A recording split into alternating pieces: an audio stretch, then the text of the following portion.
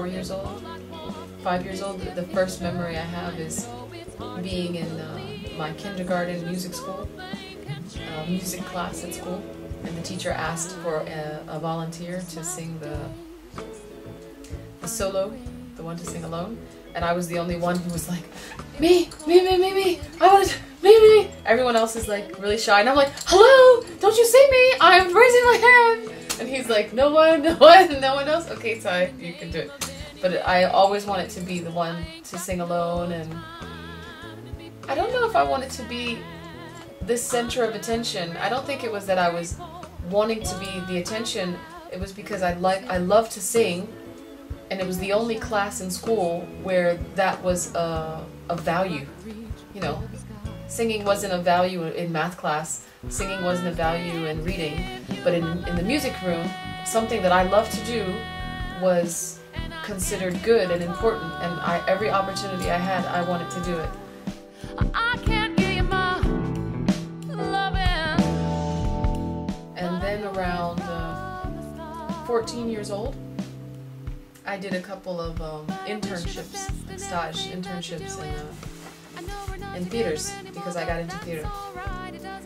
So then I started to do more directing than acting.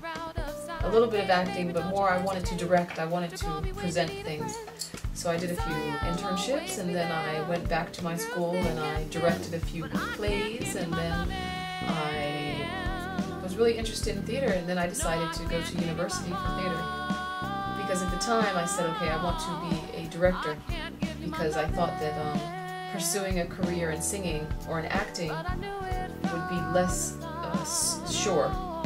I don't know where I got this idea from, that theater directing was more of a I'm losing my English. That theater directing was a better career choice than acting, but it's the same difficultness. It's the same hard career. So if you want to hear all the things I say, and if you want to know, don't get in your way, just do what you need. So I went to university for theater. But within the theater training, that was 4 years, you know, there's singing and there's dancing and there's theater, but it's mainly theater. There isn't a lot of vocal technique, there isn't musicianship. You're not learning music, you're only learning theater technique, and then everything else is secondary. So I did that for 4 years, and at the end of those 4 years, my objective was still to direct. So I directed a few different plays.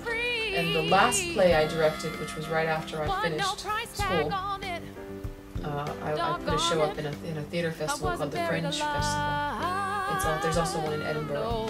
And at the end I realized that I had many skills, but I didn't have the skill to communicate with musicians. And that wasn't acceptable to me. I said I can't produce shows when the music is so important to me, and I'm writing songs for the show, but I have no idea how to write them down. I have no idea how to communicate these songs to music. I was like, this isn't possible. I can't work like this. So I said, next thing to do isn't produce another theater show. Next thing to do is go to music school.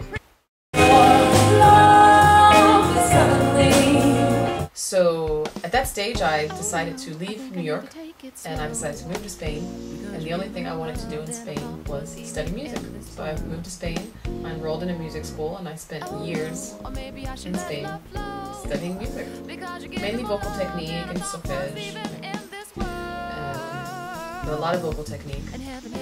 And then after years of doing that, I remember my teacher said to me one day, I said I don't remember why, but I decided to stop because maybe I had to get a job or something, I had to work, I had to make money, I don't remember. And my teacher said, teach, you can teach.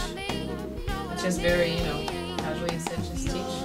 And I said to my teacher, okay teacher, thank you for that.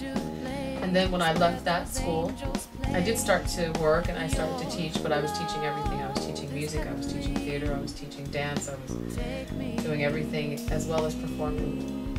But then I realized that as long as I was teaching all these different things, I would never sing. Because it takes too much energy to teach theater and everything. And that's energy that someone needs to put into their career. So at that stage I said, okay, I have to stop all of this.